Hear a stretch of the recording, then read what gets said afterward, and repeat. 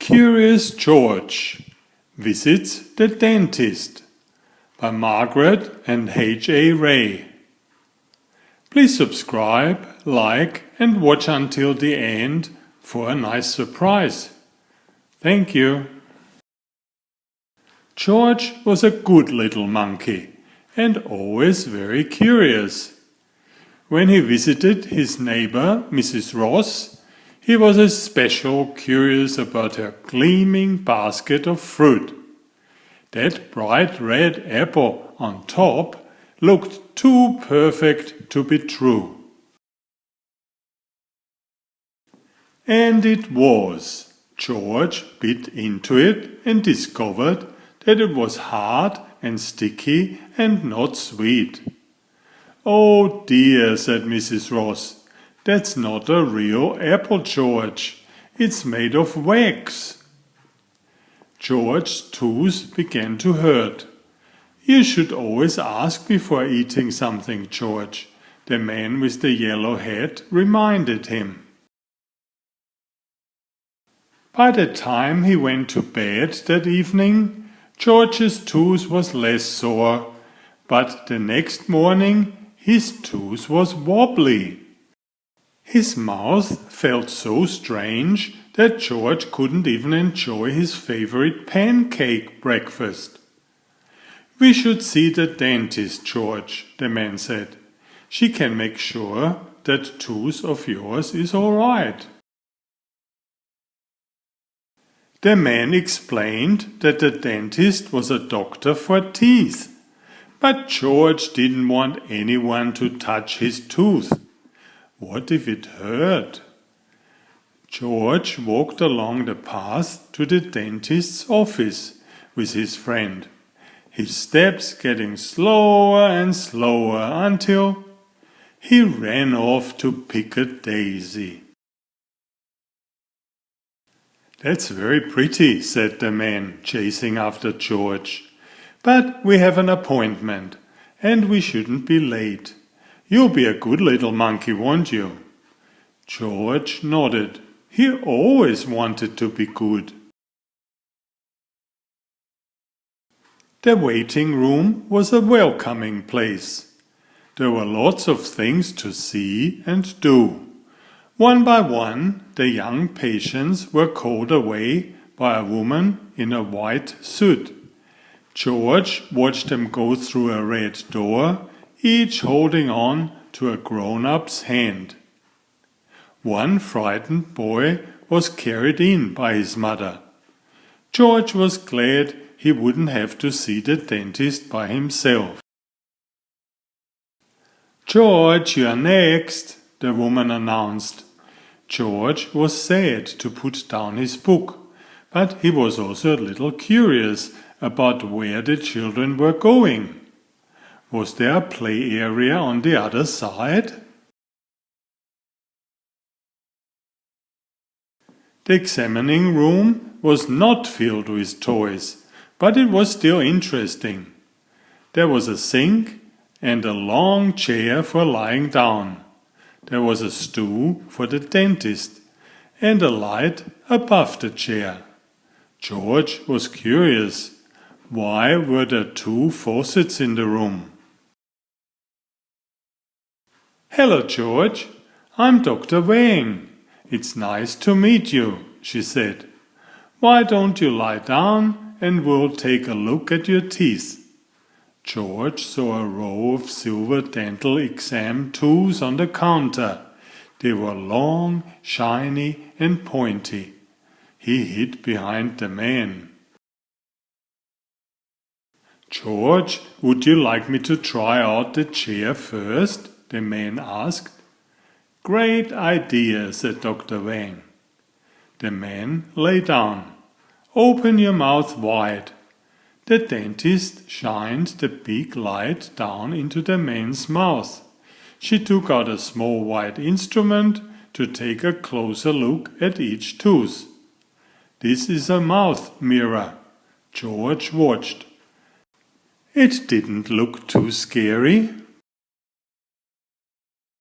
"Next, I'll count the teeth," Dr. Wang told George. She picked up one of those sharp, pointy tools. "This is an explorer. 1, 2, 3, 4. Then the man exclaimed, "Ow!" "Oh-oh," the dentist said. George ran away. He left the exam room and scurried down the hall. There were many doors. He didn't know which was the way out. He tried one door and walked into another exam room. "A monkey!" a little girl cried, and jumped off the exam chair in excitement as George backed out of the room. He continued down the hall, opening doors and disturbing patients. In one room, the scared little boy from the reception area was crying. George had an idea. He jumped onto a table and began juggling packs of dental floss.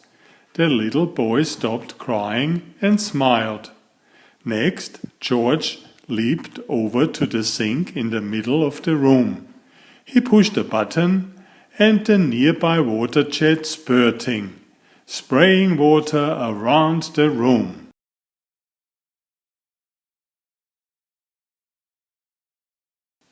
George squirted water into his own mouth and into the boy's mouth too.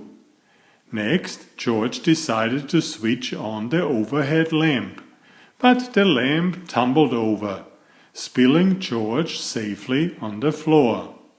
The boy clapped, but Dr. Wang stood in the doorway. "George, you naughty monkey," Dr. Wang said. "What a mess you have made." This monkey was the only one who could get Tyler to stop crying, the boy's mother said. Dr. Wang considered. She said, "It does look like we have some eager young patients. And if it weren't for you, George, I wouldn't have found the cavity in your friend's mouth. Turns out I need to have a filling," the man with the yellow hat said. "Come on, George, let's both get our teeth checked." As soon as Dr. Wang looked into George's mouth, she laughed. "Why, George, all you have is a loose tooth." A loose tooth sounded worrisome to George. "It's going to fall out soon. There's a new permanent tooth right behind it. Looks like you have been doing a good job brushing your teeth." George jumped on his chair. He did. He brushed every night and morning. "Keep brushing and don't eat too many sweets," the dentist reminded him. "You want your teeth to be in good shape for the tooth fairy." George waved goodbye to his new friends. He went home with a new toothbrush, some dental floss, and instructions for his loose tooth. He should bite into as many hard apples as he could, as long as they were real, of course. He decided he didn't mind going to the dentist at all. That night he ate a healthy dinner with an apple for dessert. His tooth fell out with his second bite. He put his tooth under his pillow. The next morning, George found a special coin in his tooth's place. When Mrs. Ross came to check on George that afternoon, George proudly showed her his coin from the tooth fairy. Mrs. Ross laughed and said, "Well, that was a quick way to lose a tooth, but I don't recommend it next time." Enjoy my new series Oliver and Jumpy. 19 video books with about 500 pictures. There's text, but I also read it aloud for the younger children. I have written 65 stories and had them illustrated at great cost for your children's fun. Oliver is an elegant tomcat and Jumpy is his lady friend. Oliver loves to ride in Jumpy's pouch when they go for adventures together. Please find a link to the first book in the description of this video. Please always subscribe and like if you find my effort interesting. Thank you so much.